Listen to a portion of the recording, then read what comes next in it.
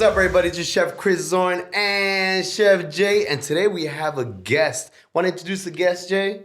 Yo, we got Daniel here, Cakes by Daniel, and Daniel is gonna definitely let us know about the mindset behind being in the restaurant industry. That's a big deal. And it is. Daniel, yo, really quick, tell us how. First of all, I gotta say, just looking at you, I just met you. Right. You don't look like you make cakes. But I definitely. All right, okay. Yeah, I'm not trying to. What is it called? Like when you stereotype. I'm sorry, but let's say what it is. But I get this tattoo on my face. Let's talk about it. We profile each other all the time. Profiling right now. That's how we do it. Profiling in the house. All right, but how did you start?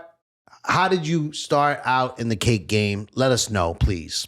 Well, we got the short version or the long version. I mean, how are we going to get this cake? Oh, we got plenty of time. Let's chop it up. Let's chop it up. Cool. So, my old man, he ended up getting a job offered to him, working at a grocery store back in the day. And started working in the kitchen, doing pans, you know what I mean? Doing that almost like that traditional immigrant story. You know what I'm saying? Like he came out here, had to do what he had to do, pick up his hustle, provided for his family, and then slowly but surely bring in his family members into the hustle game. You know what I'm saying? Put everybody up on game. And then after a few years doing it, he ended up getting promoted within the system, and became from dishwasher to almost like a table prep cook. And then from there, he ended up getting promoted on to becoming manager of the bakery. And then from there, manager of the store.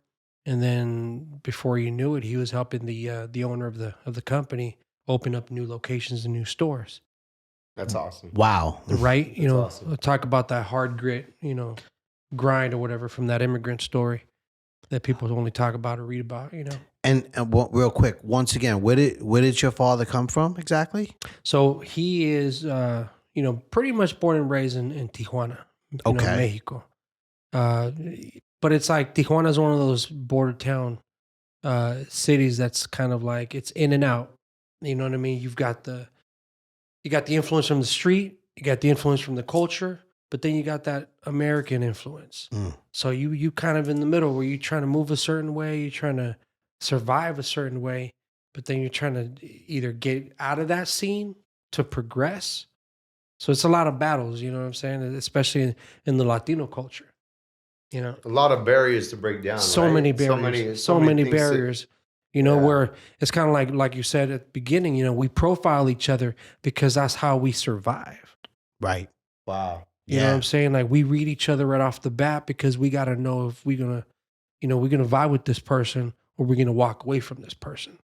And that's literally, it's almost like that, what we were talking about earlier, that generational trauma, but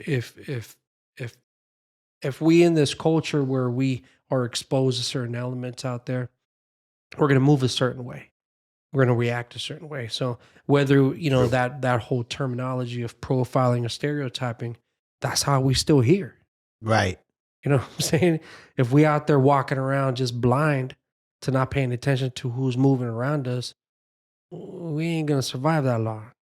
Right. Keep your head on the swivel. Keep your head on the swivel. That's what I always say, man. And like for me, I'm from New York, and growing up in the city, you always have that mindset that always watch your back. 1,000,000%. Because you're around a lot of people all the time. Right. So you got to kind of always keep that mindset intact as far as always watching your back. Mindset, super important. Super important. And hats off to you, my boy, because in the city, those are closer quarters. You know what I'm saying? We're like out here on the West, you've got some distance between you and another cat where you can see how they're moving towards you and how they're vibing towards you. But in the city, it's a lot close quarters. You know what I mean? Like you could be in the subway and you got seconds to react to another cat coming at you sideways. Versus out here, someone's trying to walk across the alley. Man, never thought of that. Right. Crazy. I don't know. I mean, being exposed to both both sides, the East Coast, the West Coast, and I mean, I know we're going off a little bit off topic, but you know, I always felt like the seriousness of the violence in the West Coast it's deep. It's deep. And it's because of, like you were talking about, the culture. Right. You know, there's a culture where gangsterism, you know, being a gangster is it's something that is looked at in a positive manner. Right. And It's you're romanticized. in that culture. Like your father might have been in the gangster community, so obviously you're gonna do that too. Right. You grow up in it. So, but continue on Right. on what you were it's like- saying. and so out here on the West, one thing I could definitely express or break down is there's a culture of cultures, you know, and it's kind of like there's two different avenues in the barrio. You know, you could either become a lowrider or a gangster, but then you could be a gangster or a gang banger. Okay. So you got the trifecta of different types of avenues out here in the barrio. You know, so you could be gang banging and you don't care about, you know, what you drive. You know, you don't care about how you moving because you shady, you scandalous. Okay. You know what I'm saying? So you out here repping your set, your crew, and you banging. Then you got the gangsters that are the lone wolves that like moving between sets, you know, and making friends anonymously here and there because they understand how the networking goes. Then you got the lowriders that are 9 out of 10. I mean, the mass majority. You got the lowriders are the certain individuals that graduated out of those scenes and survived and made it out. And that, you know, the majority of lowriders, you know, they've got their families already. Okay. You know, they're hardworking individuals.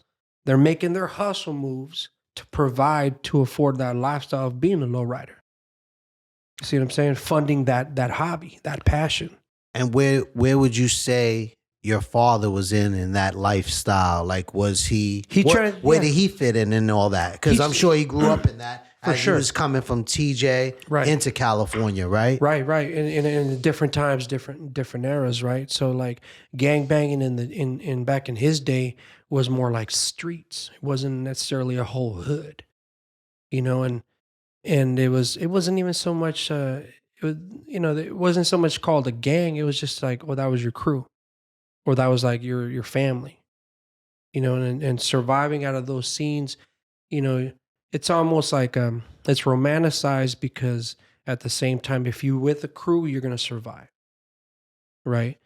But you know, he ended up gravitating towards the lowrider scene because he liked to floss. I mean, who doesn't like to floss a little bit? Chris definitely likes to floss. That pink Chevy is fire, my brother. All right, so I gotta give props to Chris. I'm in the car seat, man. I get it. I graduated from a couple things. Right. But if, you know, you get to a point in life where you start having kids, you know, you start wanting to develop some sort of future for yourself, but you can't let go of that passion, that interest.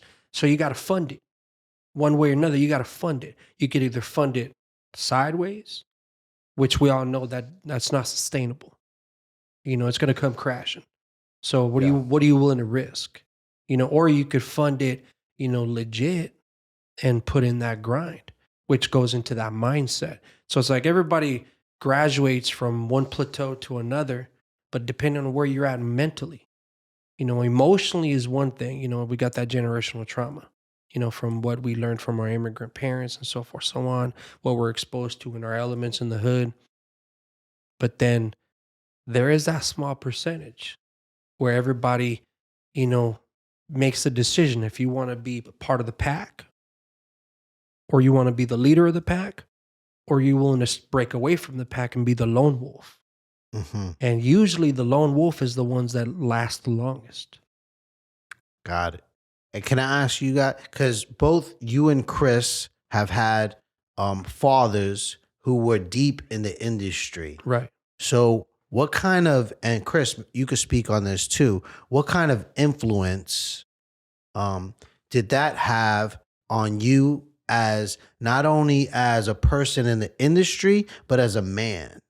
And then I'd like you to speak on that too, Daniel, if you could. Yeah. You know? Mine is actually just working to provide for my family. That's what I was taught. Just work, and put dinner on the table. Make sure that things are done right, and make sure that the family's happy, That's right. and make sure that the kids are happy. Mhm. But you know what? At this point, it's almost like a work addiction where I have to do it. Where they tell me slow down, slow down. So that's my thing. What my dad taught me was work ethic. Right. That's not what I knew. Of course, to be good, nice, be a family caring guy, and on to the next best thing. But with this day and age, I almost have to work like I have something to prove. All this social media stuff and everything, and all this chef life and everything, where I need to slow down. That's what I'm learning right now, is how to slow down. What about you, brother? Same. It's a full circle of self validation. Yeah. You know what I mean? Self-validation, Self validation. Because like if you broke away from that energy where you're like you need your homies to validate you. You broke away from that street scene where you need your car club members to validate you. Yeah. You broke away from all these validating scenes. At the end of the day, you're going to find yourself in this situation, this rhythm, where you're working so hard because you ain't proving it to nobody else. You're proving it to yourself. And in a way, you painted yourself into a corner. And that's that small percentage of us in the chef industry that, we ain't really doing it we partially do for the clout because we understand how today's social media works. We do it for the clout. How could you not, especially if there's money to be made on it, there's meat on the bone. But the true pirates of chefs, we do it for self-validation, to know we still got it. We don't fold, we don't cower, we don't break under pressure. We can still handle that kitchen and all the elements. And like we can still think clearly, when things get which they always do. The stress. That's a great way of putting it. Like the validation thing, and the mindset, and who do I have to prove it? Like I wanted to be a chef before this was popular. Right. Before hashtags, that's what I want to say. Right. Before it was all about posting and everything. Like I see your posts, Daniel. You're passionate about something. You're not doing it for, let me make sure I got the best camera and this best angle and let me do it again. You're doing what you're doing. Yeah. You do it because you're passionate about it. Yeah. I see it behind every time you're in the kitchen doing your stuff. You're passionate. You're not trying to like, let me get this angle, let me do it again. Let me pause everything and pretend like it's happening now to post it.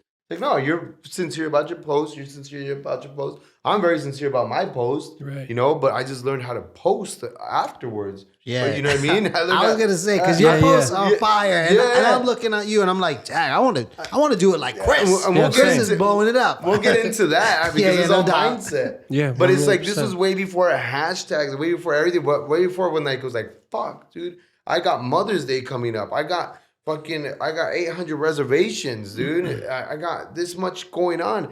If I got this many hours, 7 hours of Mother's Day, I need this many omelets are going to be made, and there's 3 eggs per omelet. How many omelets do I need for 800 guests? That's right. You know what I mean? That's the mindset of organizing yourself. Organizing yourself and saying, how many people can pump out omelets on this plancha? Yeah. And then from there, you know what I mean? How much potatoes do I need? And this. Straight up. So instead of like, let me get this picture in this video. So, you know what I mean? But that all comes afterwards, you know? So I figured out that's what it takes in order to bring more business in now. Mm-hmm. We all know that now. Right. At one point we didn't care. We were just working. Right. Right? There's no validation. Right. Now, I don't know how people are getting validation, like these posts, and they're getting a lot of business out of it. They didn't even put in half the work that we did. Right. Right. It's crazy, but, it is what it is. But I think when you say, like, people are getting validation and they don't put in the work that we did, I always felt that if you put in the work, the results will come. Yeah. You won't 1,000,000%. see them. You won't see them necessarily right away. But if you put in the work, the results will come. And I think it's evident in what I've seen. I mean, I've only known Chris for, I don't know, maybe a year as far as seeing you in the scene. I'm not I don't know chefs in Orange County like on the level that Chris does. So I've only seen you in the scene for about a year, but I've seen how you've progressed and your work ethic has taken you to that level. Thank you, my brother. And so I see that. And now I'm learning about Daniel and what he does as far as cakes. what's your business like? What do you do on a daily basis? Talk about that. Right. I want Yeah, I want to hear about that. I seen you on Instagram. What caught my eye was when you were doing, who's this guy with these tattoos all over, almost like me, but even blasted on the head, looking at really, really like tough guy, like biker style. Yeah. And then piping this beautiful, like, I don't know, all these colors on this cake. Tell me about it. Right. How did you do, like, what's your day-to-day on doing that? And then also with these cooking, with these cake demonstrations that you're doing. Right. Well, I because of the fact that I've been doing it for such a long time, and I've always done it, behind a counter that's about 5 feet. So I've had customers and foot traffic coming and going, and always watching me do what I do. So it's no different. And then over the years, after so many years, I've trained so many employees. I don't necessarily put myself stuck in a funk where if I'm going to teach a class, I'm not going to let myself get overwhelmed by students that don't know much or the bare minimum of whatever. If they've come to me to learn a little something, then I'm going to share a little bit of knowledge that I've picked up along the way, primarily because, as we all know, we can't take that information with us. Right. You know what I mean? Yeah. And aside from that, it's kind of like I'm just training someone new and hopefully my replacement. So if I want to move a certain way where I can breathe a little bit better, I'm not going to be able to do that unless I find my replacement. So in a way, some research of my classes is because I'm trying to find someone that I could possibly take on as an apprentice or whatever. I want to see who's got that, that hunger, that appetite, who's got that interest. That's a great mindset, because I find that a lot of people, in my experience, not a lot of people, but there are some people in the industry where they won't teach you anything. Like, let's say someone who might be above you, they're like, I'm not going to teach this guy anything because if I do, they're going to take my job. Right. But little do they know, it's like, if you teach them and you do a great job of teaching them and they do take your job, then you'll move up to the next job. Right. And then, especially if you're like in a big corporation, let's just say, but they're like, nah, I'm not going to teach this person because he's going to take my position. He or she, I should say, because there's some talented women chefs in the industry right now killing it. Yeah. Killing it. Killing it. Killing it. Shout out to Tiffany. Shout out. There's a lot of women chefs who are, they got Chef Antonia up in L.A. I love her. Top chef again. She was the judge on Cutthroat Kitchen. She judged my stuff. Bro. Trip. Bro, she is a respected chef, and I mean, there's plenty of chefs, but once again, it's about that mindset. Okay, I'm not gonna teach anybody anything because they're gonna take over my job. I don't think that's the right mindset to have. I've always been very open with teaching people, even in the food truck industry. If I have an opportunity to share something with people, I'm gonna just be like, yo. There's plenty of work. I'm going to share with Chris. I'm going to share with anybody because, I just want everybody to be blessed, Right. What about you, Chris? What's your mindset on teaching people and growing in, that whole situation? I used to be very selfish. I used to not want anybody to know anything until I remember Savannah Chop House 2012. When I got signed to that deal, they're like, hey, if you teach, little did he know that my sous chef, that they're like, hey, the whole thing is we're going to make more money and going on catering. Teach him how to do your job. Clone yourself. That way you could jump into catering and you're going to get bonuses off of catering. That part. And I was like, holy shit. That part. I'm like, this is fucking smart. Think big. Don't think that you're just That's executive chef. Think big. So those guys, Rudy Pollock and John Martin, God bless John Martin's soul, but Rudy, those were my mentors in business. Okay. They used to run Culinary Adventures, Fred 75, Savannah Chop House. So they would take every Thursday and take 1 hour to sit down and just, brush this diamond, dude. You know what I mean? They're like, dude, think big. Go get catering. Little did I know the catering was coming in. The company was making money. I was getting my little bonus and I was happy. But that's when I learned, if I teach somebody something, right, I can break off and do something else. That's why I was able to operate a restaurant and a food truck at the same time. or 2 food trucks at the same time. Right. For instance, I've had it where one food truck is at one location, the other food truck is at another location, and I'm at somebody's Airbnb mansion cooking. That's 3 locations. Like That's if right. I would have just been like, oh no, I'm not going to teach this guy something. Yeah. I mean, how am I going to operate? You know what I mean? They're going to be Limiting yourself. Yeah, they're gonna be sucking onto me. I'm like, nah, man. I'm like, bro, you got to be smarter than me. I always preach this. Please be smarter than me. 1,000,000%. Please be better than me. 1,000,000%. That way I can move quicker. Absolutely. Yeah, I'm the owner of this chessboard. I'm gonna start moving these knights. Yeah. You know. So I hope that anybody that works with me learns. They take it and run with it. I've had so many chefs that since the food truck, since Taste Collective, they've came to me and said, hey, I want to learn what you're doing, exactly what you're doing, but I want it with the intention to break off and open my own business. Thank you for being honest. Let's go to town. Chef Ryan did it. Chef Deezy. Chef Ryan from Tacos El Gringo? No, Chef Ryan Perez. He was over there at what is that called? The restaurant over in Laguna Beach, Las Brisas. Okay. That's where he came from. You know, so Deezy, I mean, he broke off and started doing his own private sushi chef experiences. So, I mean, I've had a lot of them. I don't want to say too many names, but a lot of them broke off of me. You know, there's other people that ended up not being my friends anymore, business partners that I tied ways with. You know what I mean? Crazy. That we became business partners and tied ways. Like I have like 2 handfuls of them. So it's crazy. So I taught them at the end of the day when I go to sleep and I'm like crashing out, I think about them. And I'm like, hey, dude, because of me, they're in their position. They're feeding their families. Yeah, that's right. You know, God gave me a talent. That's right. God bless them. I'm now going to keep teaching. That's right. I don't hate on what I learned because my dad's biggest dream was for me to follow his footsteps and to grow and do things. He told me one day, don't be like me because I'm my dad. I want to be like you. He's all, no, be better than me. That's right. So I learned that. Now I'm doing bigger things and more fun things. So that's sorry about that. Sounds like a business call. You know, Chef Chris is always ready to take another job. So that's where it should be. So you know. Right. All right, we're gonna have to put that call on hold.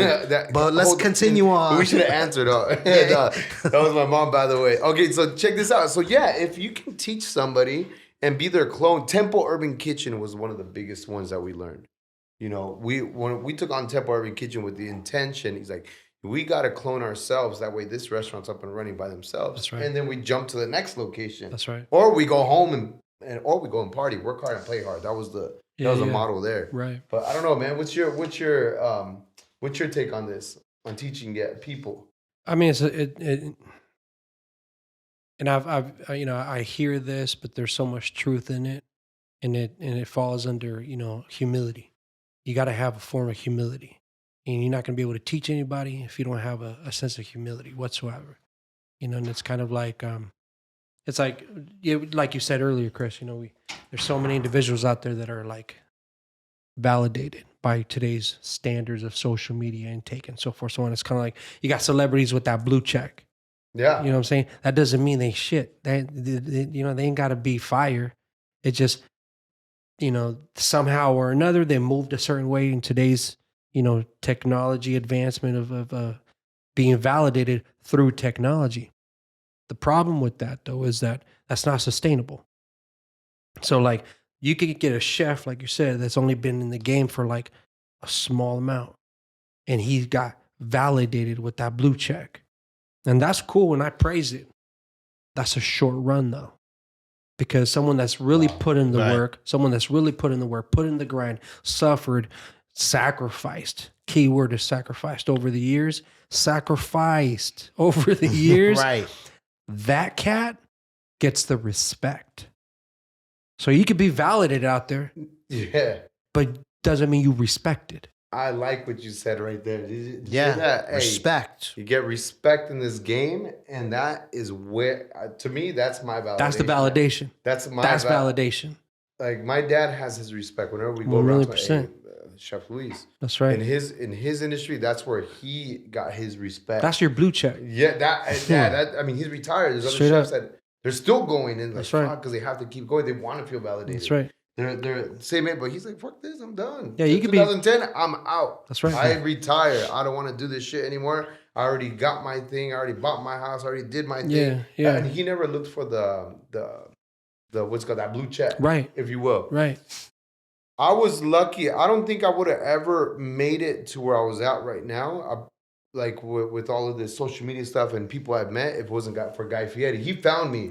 He found me on Okay. Facebook. Right. Okay. He found me on Facebook. I just happened to go. I didn't even know what the hell I was doing. Honestly, I didn't even know what a publicist was. I love it. And Savannah Chop House was the one that had the publicist there, and they said, "You have this cool image with this tattoos and stuff. Let's keep posting you." That's right. So I went and did it. Therefore, I ended up being where I'm at today.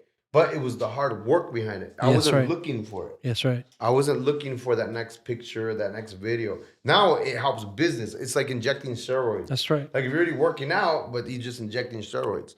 So now it's like I don't know where this whole industry got where it was cool and popular. I think it was Food Network that was. Yeah. All these reality TV shows, you know what I mean? Put things out on the, put things on platforms to where everybody can kind of like gravitate to it. Doesn't mean they understand it. Yeah. You know what I'm saying? And it's like, and it goes with that whole self-validation or validation from the social media, whatever the case may be. But, if you ain't got that humility where you could admit who put you on game and who brought you to where you're at now, and admit that, you know what I mean? And hold yourself accountable like that.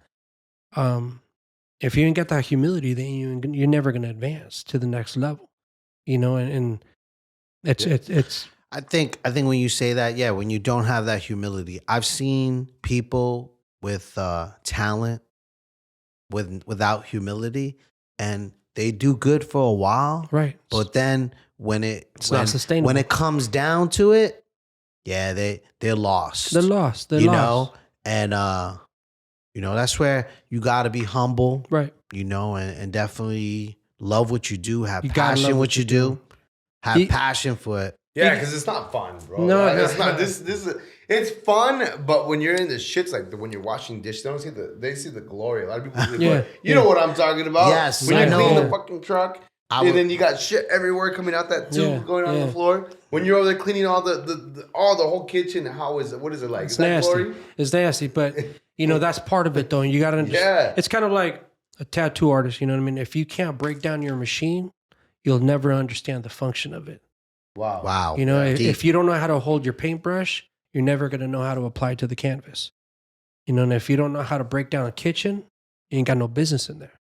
Right. Period. And it's and it goes back to that respect level. It's like you could put yourself out there and portray yourself to be a certain kind of person, but if you don't have that history, Done. So like me putting myself out there to teach people or share my knowledge with people. It's like I've had a few classes, right, that I've been, I've did my pop-ups already, and my biggest success at the end of it is how I've taken people that have never done this in their life, go home with a cake that looks pretty damn decent. That's Wow. cool. That's beautiful. That's cool. And That's they've never beautiful. thought they could accomplish that. And it goes back to having not just the right instructor, not necessarily the right tools, but if you don't approach something with the right confidence, sit down. You ain't got no business doing it. Right. So like when I get my classes started, I always try to, I'm personally, my strongest hype man. You gotta be. You gotta be your own hype man. Of You course. know what I mean? You gotta hype yourself up, no matter what your mood is.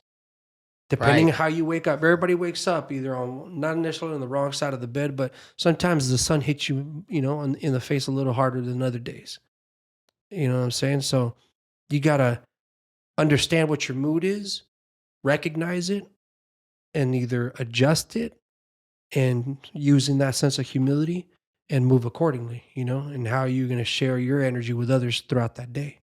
You can look, your appearance could be a certain way. People can see you and perceive you a certain way. But if your energy isn't what it needs to be, then you're never going to be able to engage with individuals. Right. And obviously you have a great mindset, and that's why you're able to teach people who never have made cakes before, Right. and they come out with something great because you're giving them that mindset, Yeah, that confidence, so that, hey, you're going to be able to do it. You Yeah. know what I mean? It's kind of like Bob Ross. You know what I mean? Like, there's no mistake. There's a new direction. Oh yeah, he'll be like, "Oh, this is a tree," and then Right, it's right. like, and then Oops. all of a Yeah. sudden, Now it's a cliff. Yeah, now it's No a big cliff. deal. Yeah, don't get Yeah. overwhelmed. Right. You know, and everybody, you know, even cooking at home, you know, you make one subtle error. How many people just get overwhelmed and flustered and frustrated when that happens? You just want to toss it all away instead of breaking it down. And now you can make 4 dishes out of that sauce because you made it too strong. Right. Hey, real quick. You're right. Chef, do you bake? Chef Chris, do you bake at all? You know because what? baking is a very different thing. Okay, Do you bake? I'll What's put your it out baking? there. Look, when I was at the Art Institute, I was I almost failed culinary school because of baking.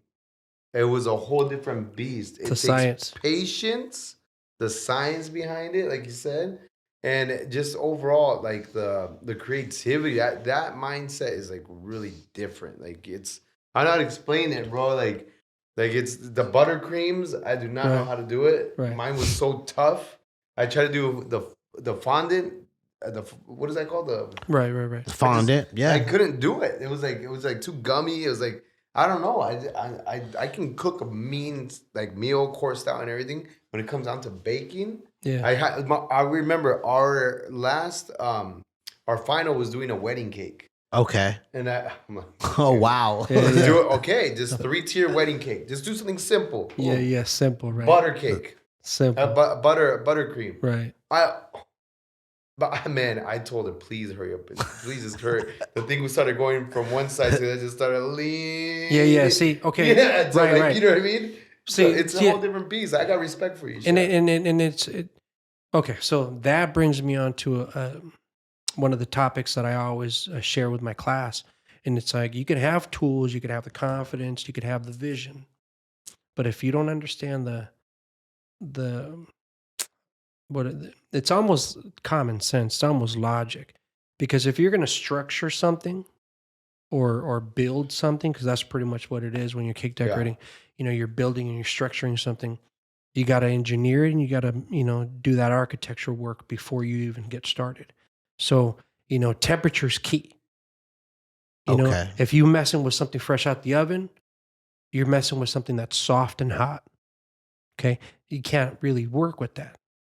So you got to do what you need to do at that moment to either cool it off, break it off, to get it to that temperature where you could actually work with it.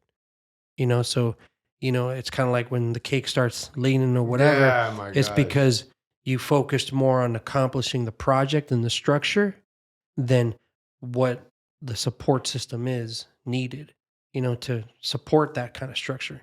So it's like if you had if you had taken every piece of that cake, every cake layer, and put it in the freezer, Oh, it would have. right? Been, So you take the baked cake out of the oven, cut the top off, allow it to become porous, to where it basically exhales that heat and absorbs the cold as soon as you put it in the freezer or the fridge. Science. See, now Science. we're talking. You Now know, we're talking about then, baking. right? then you start to understand. Okay, now that the cake's baked, cut, breathing, exhaling, it's cooling off, it's finding its own structure and strength. I'm going to focus that window of opportunity to prepare the tools, you know, and the layout. So it's kind of like as a chef. You guys. Okay, so I got it now. One of my favorite things as a chef, or whatever, when I saw that show, everybody seen that show Bear? I haven't seen it yet. I've heard about it. I've seen like the first 2 episodes, Right. And it was like, Yo, for me, it was like, right. oh, come on, it's a little bit intense. It's a little bit intense, but Yes. the one thing that stuck with me Yes. is how homie looks at the clock. Mm-hmm. Yo, when you a chef, the clock runs your life. Yes. Oh yeah, man. The clock runs your life. True bro. that. Yes, it True does. that. Yes, it Definitely. does. Every 10 to 15 minutes, you got to be doing something different. Period. No matter what you're doing. And then There's always something going on. always something going on. As soon as you stop paying attention to the clock, something's wrong. The ticket times. That's amazing that you're talking about the clock, because that's something like I try to teach like my new team members. It's like they're like, "Oh, we got 15 minutes." I'm like, no, you don't. We got 15 minutes. Let's go. You got 15 seconds to organize those 15 minutes. Exactly. Like it's trying to get them into that mindset of the clock. So it's like if I take out the cake out of the freezer, right? Then depending on the flavor of cake, depending on the type of consistency of the cake, I'm going to know how big of a clock I got to cut it, prep it, seal it, dirty ice it, put it back in the fridge. You know what I'm saying? So that little window of opportunity, I need to stay on top of, because if I get distracted with something else, then I've already compromised the structure of the cake. If it sits out too long, it's going to start to sweat. If it starts to sweat, it's going to start to condensate. That allows water to start to come through. So any type of application afterwards, it's compromised, already messed up. Science. That's right. Whereas in cooking, I mean, obviously there's some science involved, but you're sauteing. But metaphorically, you get a butter sauce together. Boom, boom, boom. It's quick fast. I'm gonna ask you guys. So this like, when you get one opportunity, it's done. Right. But I'm gonna ask you guys, when you guys are grilling a steak, okay, after you're done searing it or applying heat to it, and you're letting it rest, clock starts. You see what I'm saying? Yeah. Yes. I see. So I see what he's saying. So it's like, okay, personal chef experience. I'm showing up to the client's house. What am I going to put on first? Mm-hmm. Say if I have a 4-course, you're going to put on the stuff on the stove that takes the longest to cook. That's right. Mashed potatoes. Mm-hmm. Mashed potatoes. That's going to, while that's boiling, I'm filleting my steak. Right. While the steak is filleted, I'm letting that kind of to its room temperature before I grill it. I'm already doing the pineapple relish for whatever. Right. I'm doing the crab cake. That way it can go inside the fridge. And so I see what you're saying. Right. While your cake's in the refrigerator breathing, you're doing something else. Right. While mashed potato is boiling, getting to that point, I'm doing something else. And what made you Chris isn't your talent. It's the fact that you're ready to apply your experiences. The timing. Yeah. The experiences. Your experiences, bro. Your education overrides your talent, because it's true. It's your experiences of all those dishes that went to shit. Right. Because there were some bad moments, right? We always have them. It happens. But because you haven't experienced that yet. So the way you just broke it down, you organize yourself according to your experiences. See what I'm saying? The wire in the mind is different. 1,000,000%. Like, that's how you get respected in the game. I did a Kodak Black's Rolling Loud when I released his Wings. Dude, hats off. That was Oh, thank you. Nice. Okay, but that was cool and all, right? Yeah. But when they called me to do this event, they're all, okay, we got in 3 weeks, we're going to do Rolling Loud. They said, look, our prediction is $100,000 in sales in these wings. And then I'm like, do you know the mindset, the mind power to do this? Yeah, to do 100,000. How many cash years got to be at all times? Mm-hmm. You know how many shift breaks you need to do each one of them? Do you know how many fryers you need for that? Do you need not only the food truck, but the prep station? And you need a U-Haul for that?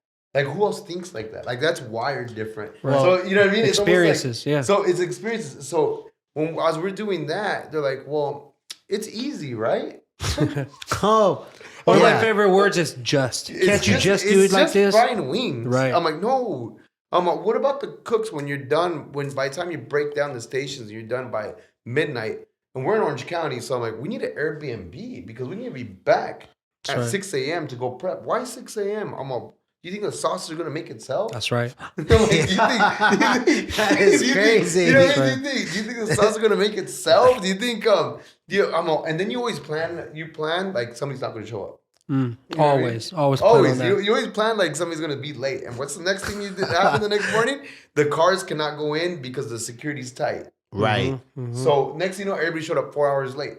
Yeah. On Saturday. So, you know what I mean? Like the mindset that has to go behind it. Yeah. It's almost like planning for like, say if you have like 4 wedding cakes in one day, like which one are you going to start off with first? The one that leaves at 11 in the morning or the one that at the heaviest one, right? You know, for a party of 100, that's the craziest one that needs to be out by 1 o'clock in the afternoon. Yeah. So it's like, what the hell? Where do I start? Like, You know, and each one has to be perfectly executed. I mean, like, you know, okay, you do big events, Right. right, Jay? Like, what's the biggest event that you've done and you had to say, fuck, this is like, I need to have buns, this, and that to execute the experience. I mean, we do a lot of events in SoFi Stadium, and Damn. you know, I think the experience teaches you what you know what to prepare for. 100%. You know, and you always have to prepare ahead. And like you were saying, you always got to prepare for the idea that, okay, this might not work. So we plan B, let's just say, for Yeah. example. And You always got to possibly D. D. Yeah. right. Yeah. Plan A, Yeah, B, right, yeah. C, and D, right? So I'm very fortunate. We've been doing it for a while. There have Right. been in the beginning, like Daniel was saying, there were situations where we failed. We didn't. We ran out of food, or Oh, yeah. or That one is a tough one. You didn't execute it like how you planned. Yeah. yeah, People get pissed. You get fined if you're at a big event. I know at Rolling Loud, you get fined if you run out of food. right, exactly. That's not a good. A lot of people are like, damn, yeah, you ran out of food. Like, no, I didn't prepare for it. Exactly. Or Yeah, it sucks. I'll tell you, after COVID, my first 4th of July, it was our busiest 4th of July.